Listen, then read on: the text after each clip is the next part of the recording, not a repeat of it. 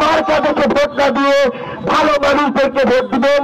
আপনাদের অবশ্যই বিজয় হবে ইনশাআল্লাহ। আমরা মনে করি বাংলাদেশের বর্তমান রাজনৈতিক প্রেক্ষাপট এবং সময় বিবেচনায় বাংলাদেশে একাধিক শক্তিশালী রাজনৈতিক দল প্রয়োজন। কারণ বাংলাদেশে যখন একাধিক শক্তিশালী রাজনৈতিক দল থাকবে তখন রাজনৈতিক দলগুলোর মধ্যে ভালো কাজ করার প্রতিযোগিতা শুরু হবে। যখন আমরা এতদিন ধরে দেখি যে 1 থেকে 2টি শক্তিশালী রাজনৈতিক দল থাকে তখন জনগণের হাতে অপশন কম থাকে। একবার এক দল, আরেকবার যদি ভালো না লাগে আরেক দল, ঘুরে ফিরে এই যে 2টি দলের মধ্যে সীমাবদ্ধ অবস্থান, এই অবস্থান থেকে বাংলাদেশকে বের হতে হবে। বাংলাদেশে যখন একাধিক শক্তিশালী রাজনৈতিক দল থাকবে তখন তাদের মধ্যে একটি প্রতিযোগিতা শুরু হবে। আমরা এতদিন এই বাংলাদেশে রাজনৈতিক কালচার গুলোতে দেখেছি নমিনেশন কেনার একটি কালচার দেখেছি, আমরা মার্কা দিয়ে জিতে যাওয়ার কালচার দেখেছি।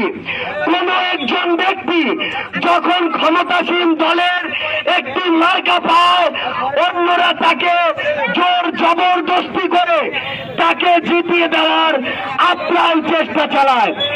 আমরা আমাদের এই বাংলাদেশে আর এই অব্যর্থ এই যে নোংরা কালচার গুলো এগুলো আর দেখতে চাই না। আমরা দেখেছি থানার অনেক অসৎ পুলিশ তাদের জায়গা থেকে টাকা ছাড়া একটা কাজ করে না। আমরা দেখেছি ভূমি অফিসে টাকা ছাড়া কোনো কাজ চলে না। আমরা দেখেছি হাসপাতালগুলোতে জনগণ তাদের যে প্রয়োজনীয় সুযোগ সুবিধা সেগুলো পায় না।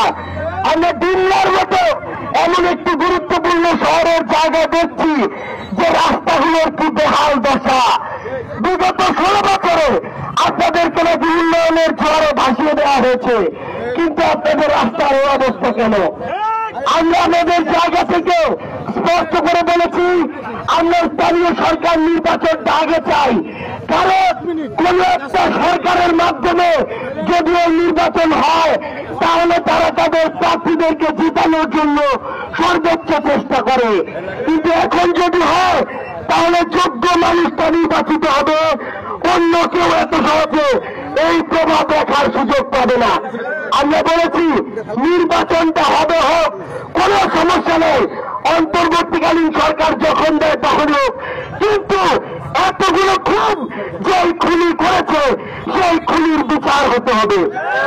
5ই আগস্টে মানুষ যেই সংস্কারগুলো স্বপ্ন দেখেছে সেই সংস্কারগুলো হতে হবে। আমরা চাই এই অন্তর্বর্তীকালীন সরকার একটি সুস্থ এবং সুন্দর নির্বাচন দিয়ে জনগণের প্রতিনিধির কাছে ক্ষমতা হস্তান্তর করবে, তার পাশাপাশি এই সংস্কার এবং বিচারগুলো নিশ্চিত করবে। আপনাদের সাথে আমাদের আবারও রাজপথে দেখা হবে, হয় সংগ্রামে অথবা বিজয়ে। ততদিন পর্যন্ত দিল্লাবাসী ভালো মানুষদের সাথে থাকবেন, খারাপ মানুষদেরকে তিরস্কার করবেন, মার্কা দেখে ভোট না দিয়ে ভালো মানুষদেরকে ভোট দিবেন। আপনাদের অবশ্যই বিজয় হবে ইনশাআল্লাহ।